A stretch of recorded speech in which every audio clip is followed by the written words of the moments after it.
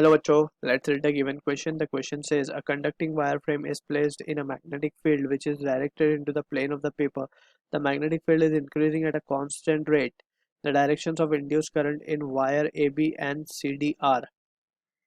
So option first given a B to A and D to C. Option 2 given a to B and C to D. Option third given a to B and D to C. Option fourth given a B to A and C to D. सो ये question को समझने के लिए we need to understand first about the Faraday's law and Lenz law. ठीक. तो Faraday's law basically it gives the quantitative relation that is the induced EMF is nothing but it is the rate of change of magnetic flux. ठीक है. So जितना flux change होगा उतना EMF will be induced, right.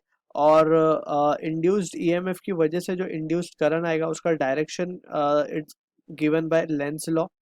ठीक है. So यहाँ पे we have put a negative sign. Negative sign क्या इंडिकेट कर रहे हैं यहाँ पे, जो चेंज ऑफ फ्लक्स है, ठीक है ना, और जो इंड्यूस करंट है ड्यू टू इंड्यूस ईएमएफ, उनकी डायरेक्शंस अपोजिट होंगी. दैट मीन्स के जिसके कारण ईएमएफ इंड्यूस हुआ है, यानी फ्लक्स चेंज के कारण ईएमएफ इंड्यूस हुआ है, उसी की वजह से करंट आया. So it will try to oppose the cause which has produced it. मतलब एक एग्जांपल से समझते हैं. Let's suppose we have a region, basically एक कॉइल है और उस कॉइल के अंदर एक मैग्नेटिक फील्ड है जो कि लेट्स सपोज अंदर की तरफ बढ़ रही है, ठीक है ना. सो अब जाहिर सी बात है, जब ये अंदर की तरफ बढ़ेगी तो flux associated will be changed, because flux का फॉर्मूला होता है बी ए कॉस थीटा, या एन बी ए कॉस थीटा भी लगा सकते हैं, नंबर ऑफ टर्न्स अगर हम कंसिडर कर रहे हैं तो.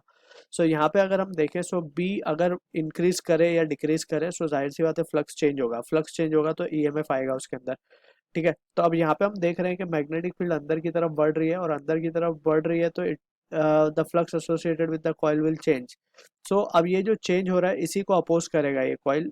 सो the current will be produce in such a direction के it will oppose the cause which has produce it. Cause ये है कि मैग्नेटिक फील्ड अंदर की तरफ बढ़ना. ठीक है. सो इसको अपोज करने के लिए खुद मैग्नेटिक फील्ड बाहर की तरफ प्रोड्यूस करेगा, और बाहर की तरफ प्रोड्यूस करने के लिए करंट ये एंटी क्लॉकवाइज फ्लो हो जाएगा. क्यों anti clockwise? Because we have studied के about right hand thumb rule. Right hand thumb rule में क्या देखा हमने? राइट हैंड थंब रूल में we need to curl the finger in the direction of current and thumb will give the direction of magnetic field. In this case हमें पता है magnetic field इसे बाहर प्रोड्यूस करनी पड़ेगी as per Lenz law, so current will be anticlockwise. So this is the basic understanding we need to have of Faraday's law and Lenz law to solve this type of problem.